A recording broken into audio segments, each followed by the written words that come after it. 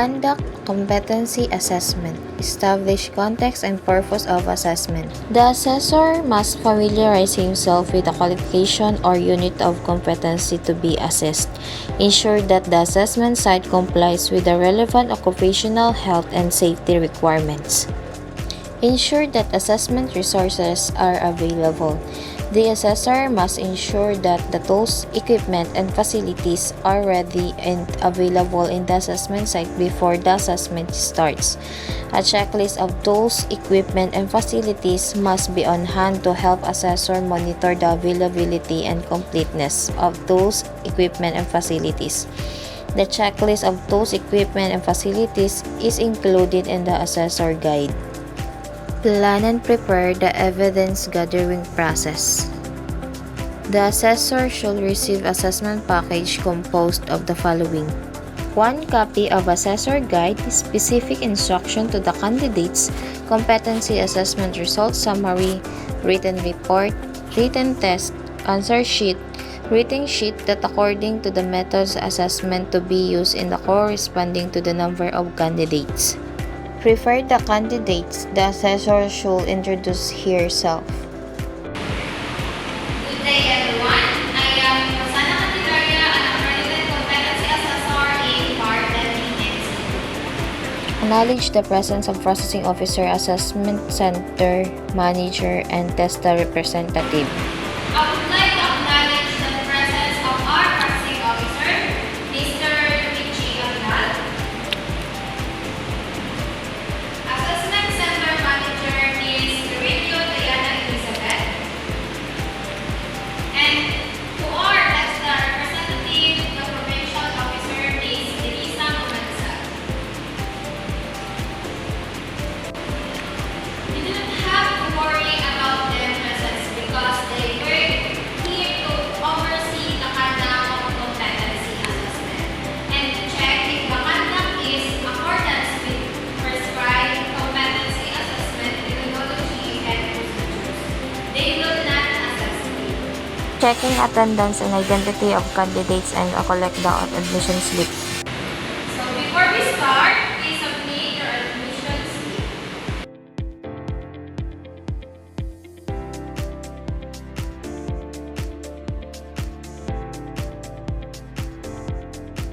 The assessor must instruct the candidate to sign on the attendance sheet.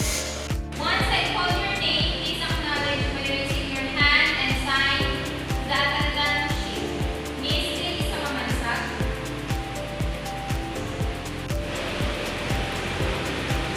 Please sign. Ms. Diana Murillo.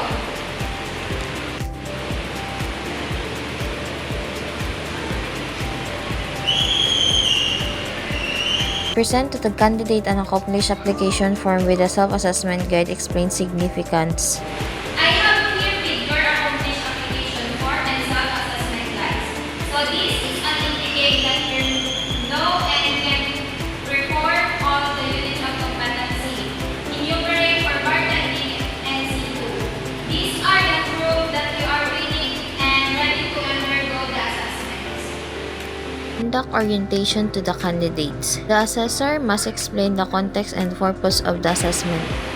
I would like to welcome all of you to our Center of Your Assessment for Bartending and C2. The purpose of this assessment is to determine the level of your competency.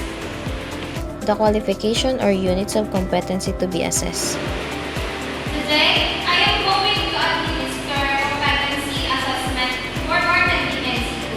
The qualification for bartending and C2 is composed of basic, common, and core competency. The core competency will be used as the basis for your acquired COC or the certification of competency. The core competency in bartending and C2 is divided into units of competency such as the cleaning bar areas, operation bar, preparing and mix, cocktail and non-alcoholic, and provide wine service. Task to be performed and the evidence to be collected through. We will collecting evidence through demonstration and oral questioning. Assessment procedure to be undertaken. Determine your knowledge and skills for bartending and seafood assessment. Methods that we will use to be demonstration and oral questioning. These assessment methods can help you to measure your underpinning knowledge and skills. Needs of candidates to be considered during the assessment. For your personal needs, the laboratory is located at the end of the hallway and you can also take your bill at your canteen located in the lobby. However, during the assessment, you are not allowed to leave the premises of the assessment center. Allowable or responsible adjustment when applicable. If you have difficulty understanding the given instruction, please do not hesitate to inform or ask me because we are willing to translate it here for you also during the written exam. If you have written down your answer, don't be shy because we can accept your answer. Do's and don't during the assessment. If you have concern, question, or then is a need for you to clarify matters concerning the assessment you raise your hand because I am willing to help you and assess you, but once the assessment has started, please refrain from asking questions because it is no longer allowed in the same taken during the assessment. Then if you feel physically or any form of difficulties, do not hesitate to call my attention so that we can address it immediately. Right and appeal system. In case you have any question regarding the assessment result, you have the right to appeal and also you can submit your appeal to the test to the provincial office where the assessment center and the assessor are credited. Issuance of the national certificate or certification of competency.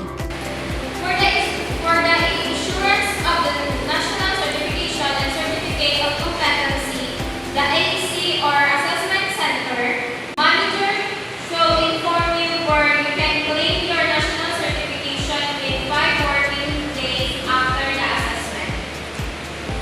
Reassessment procedures. After the assessment and you are found to be competent, don't worry about it. Because you can be recessed anytime at your own convenience. In case the assessment is full qualification, you are found to be competent in some unit of competency job. The reassessment should be focused on the unit of competency where you were found to be. Also, if you do consecutive assessment, you will be advised to undergo a refresh course because applying for a reassessment. Occupational safety and health requirements. During the actual assessment, please observe safety as you perform the different tasks and make sure that it. Avoid pulling the cord as you unplug the equipment and observe the proper body mechanics when lifting heavy equipment. Let's avoid back injuries. In case of accident, please call my attention immediately so that we can provide your first aid. Confidentiality of assessment outcomes. So regarding the result of your assessment, please strictly observe confidentiality.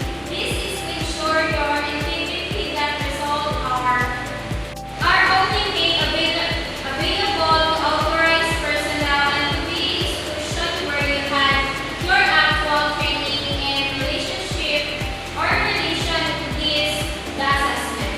The assessment package is kept in a secure place to guarantee the integrity of the assessment package.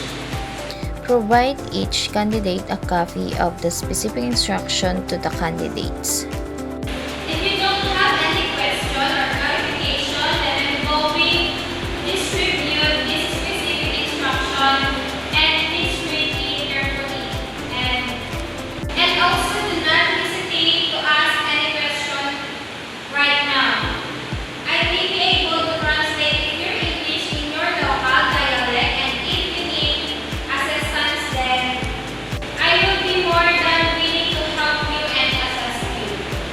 The assessor explains and guides the candidate in interpreting the instruction and should ensure that the candidates understand the concept of the instructions. Assign a number to the candidate. I will give you your assigned number.